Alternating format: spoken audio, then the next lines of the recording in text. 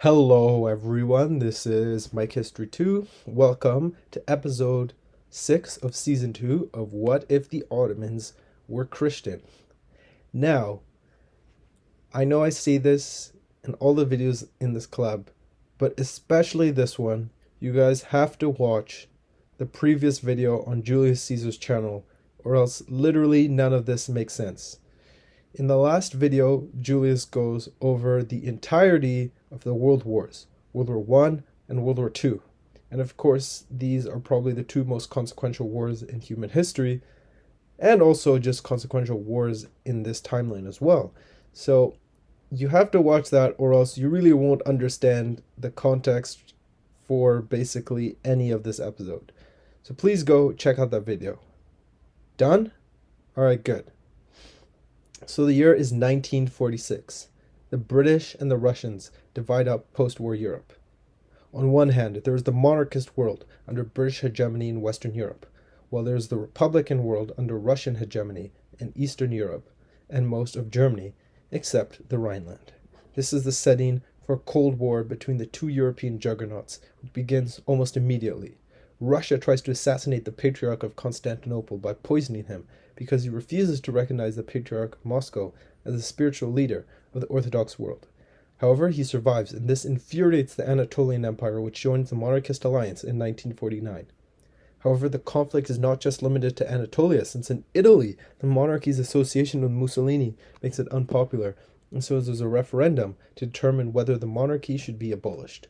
The United Kingdom, which had just invaded Italy, does not want to see it fall to Russia, and releases shady results showing that most people support the monarchy.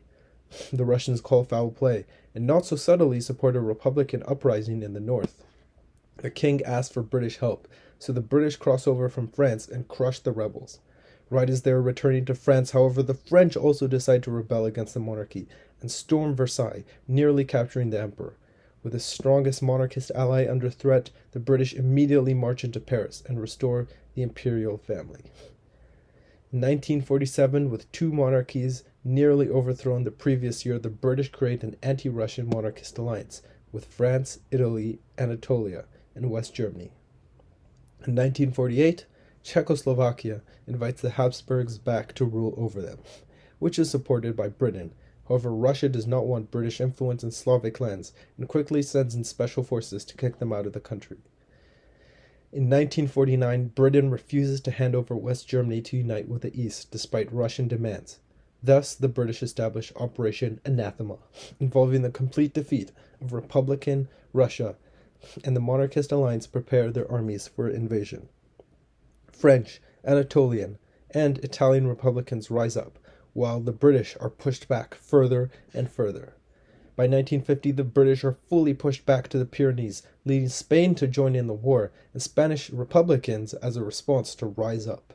In 1951, Russia has taken over Italy, France, and Spain, and the monarchists are now only reduced to Scandinavia, the Low Countries, and Portugal.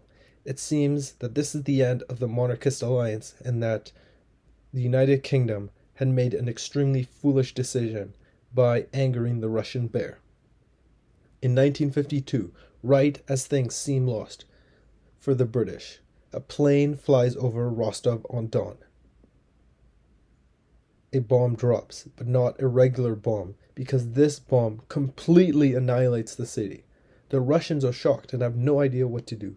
They have just been the first victims of a nuclear bomb, which had been secretly developed by British scientists. They then seize the advantage, led by Bernard Montgomery. They begin pushing back the Russians, and the war begins to be seen as a repeat of the Napoleonic Wars, as Britain stood against a European country attempting to take over the entire continent. In 1953, the British have liberated Spain again and prepare for the invasion of France. In 1954, the British land in Normandy again, this time with experience from their landing only 9 years previously. Meanwhile, the rest of the army crosses the Pyrenees to advance from the south. In southern Italy, defects to the monarchists. In 1955, France has been liberated, and the Western Europeans lead a massive offensive into Germany. The Germans hate the Russians and welcome them in. In 1956, with the monarchists now at the gates of Berlin, The oppressed Eastern Europeans seize the moment and rise up en masse against the Russian occupiers.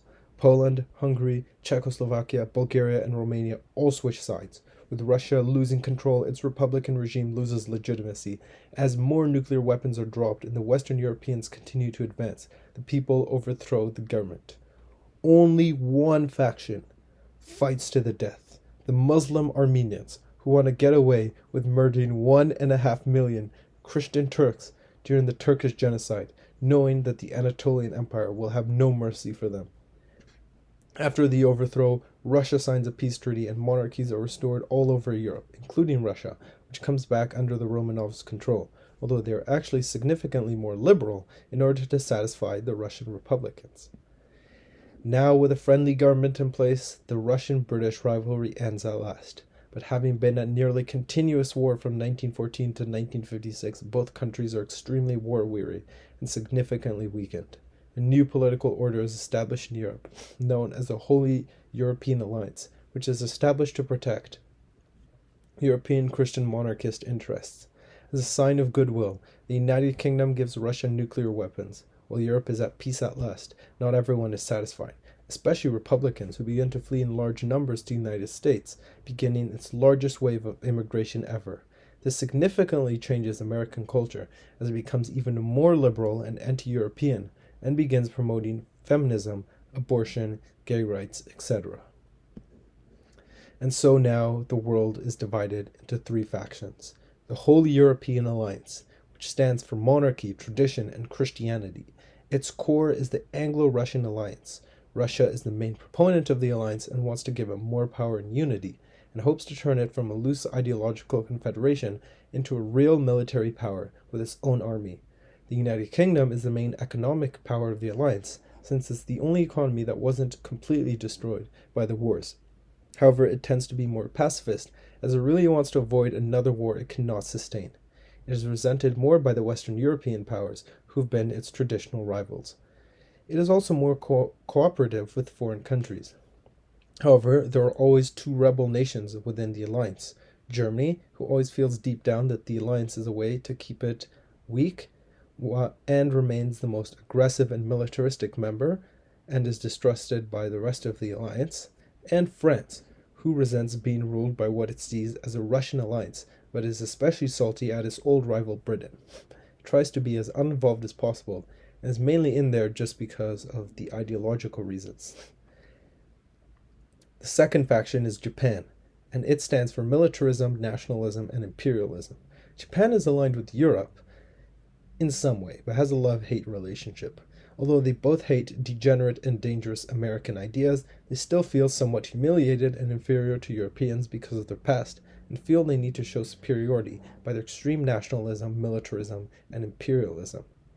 And finally, the United States of America, which is the antithesis of the Holy European Alliance. It stands for democracy, secularism, and liberalism. It is very progressive and hates all forms of so-called outdated conservative ideas. It is a very popular immigration destination for liberals and Republicans who foster the 1960s Cultural Revolution, during which all signs of traditional American culture is destroyed and it is replaced by feminism, gay rights, diversity, abortion, and religious tolerance. Its highest values are freedom and equality. Now, all three alliances are against each other, and although the Imperial Pact and Holy Alliance often work together against NATO and their liberal plots. Now that that's out of the way, we can discuss the actual Cold War, starting in 1959, when Japan gets a nuclear weapon. So what will happen next? Who will win this Cold War? Well, there's only one way to find out. And to do so, make sure to watch the next episode, which will be on Julius Caesar's channel, which I'm sure you will enjoy. Don't forget to like, subscribe, and share. See you next time.